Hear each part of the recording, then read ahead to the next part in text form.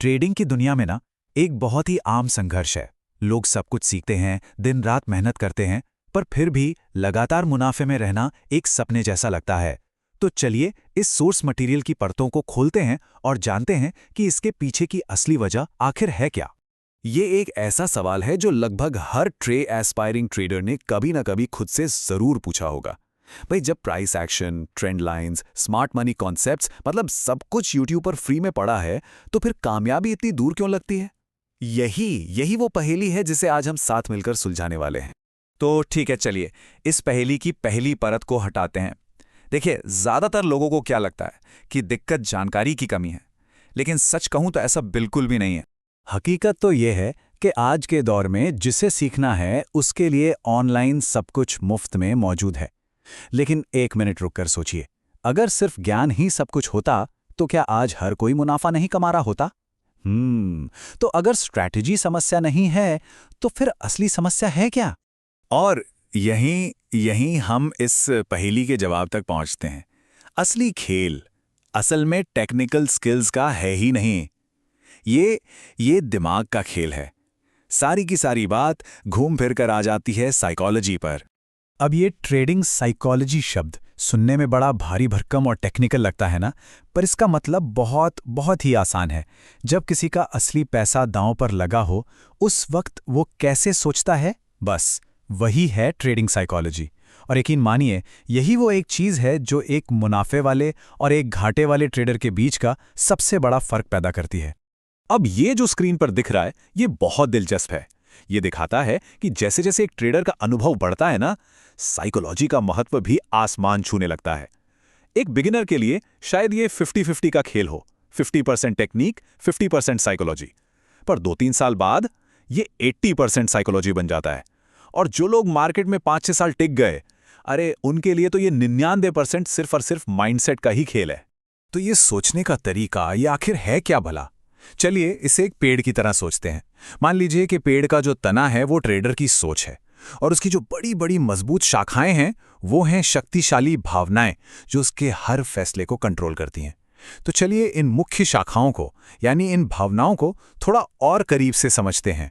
Trading में दो ऐसी ताकतवर भावनाएं हैं जो एक दूसरे से इस कदर जुड़ी हुई हैं कि वो एक कभी ना खत्म होने वाला चक्र, एक विशेष साइकिल बना लेती हैं। एक ऐसा चक्रव्यूह जिससे बाहर निकलना लगभग नामुमकिन सा लगता है।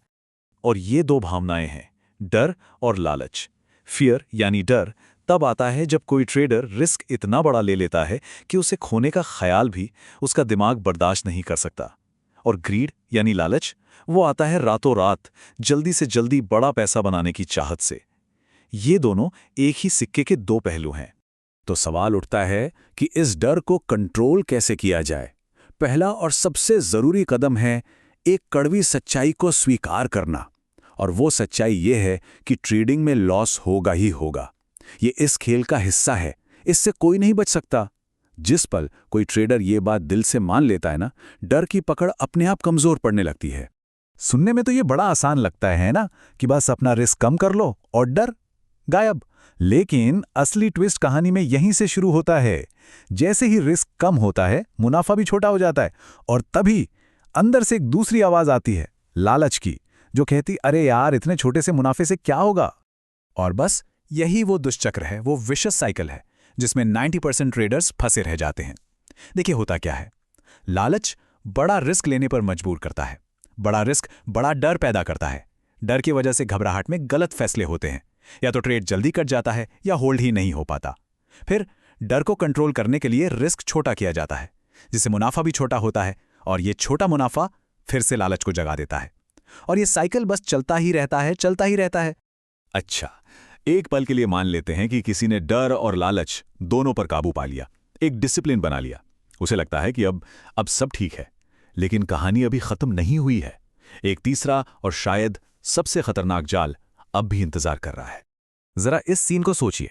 एक ट्रेडर ने तय किया कि वो छोटा रिस्क लेगा और 1:2 के छोटे से टारगेट से ही खुश रहेगा। उसने ट्रेड लिया, टारगेट हिट हुआ और वो मुनाफा लेकर बाहर आ गया। उसे बहुत अच्छा महसूस हो रहा है, बहुत अनुशासित, सब कुछ कंट्रोल में है। या फिर उसे सिर्फ ऐसा लग रहा है। और तभी वो देखता है कि उसके निकलते ही वो ट्रेड रॉकेट बन गया। 1:5, 1:6, 1:8। दिमाग फौरन कैलकुलेटर बन जाता है। अरे यार, अगर रुका रहता तो कितना पैसा बन जाता। और ट्रेड में वापस कूद जाने की वो जो एक असहनीय बेचैनी होती है ना, बस उसी का नाम है FOMO, fear of missing out. देखिए, फोमो असल में कोई अलग इमोशन है ही नहीं। ये बस लालच का ही एक छुपा हुआ रूप है। ये कान में आकर फुसफुसाता है, मौका हाथ से निकल रहा है, जल्दी कर, कूद जा। और जिस पल कोई इसकी सुनता है, वो वापस उसी डर और लालच के चक्कर में खिंचा चला जाता है जिससे वो इतनी मुश्किल से बाहर निकला था। तो ठीक है, इन सारी समस्याओं को समझने के बाद सबसे बड़ा सवाल ये उठता है कि इसका समाधान क्या है? इस चक्रव्यूह से बाहर निकलने का मास्टरी का रास्ता क्या है? चलिए अब उस पर बात करते हैं। एक बात साफ समझनी होगी, लक्ष्य इन भावनाओं को खत्म करना नहीं है, क्योंकि वो नामुमकिन है। लक्ष्य है इन्हें मैनेज करना। तो पहला कदम क्या है? पहचानना कि कोई ट्रेडर किस स्टेज पर है, बिगिनर, इंटरमीडिएट या एडवांस्ड। फिर जब वो लाइव ट्रेड में हो तो उसे खुद से पूछना होगा, इस वक्त मुझ पर कौन सी भावना हावी है? डर, लालच या फोमो? ये जो सेल्फ अवेयरनेस है ना, यही मास्टरी की पहली सीढ़ी है। हमेशा याद रखिए, असली काम चार्ट्स पे नहीं बल्कि दिमाग के अंदर होता है। तो आखिर में ये पूरा का पूरा विश्लेषण इस एक सवाल पर आकर रुक जाता है, जब कोई ट्रेड करता है तो कंट्रोल में कौन होता है? वो ट्रेडर खुद या फिर डर, लालच और फोमो का ये चक्कर? इस सवाल का जवाब हर ट्रेडर को अपने अंदर जरूर ढूंढना चाहिए।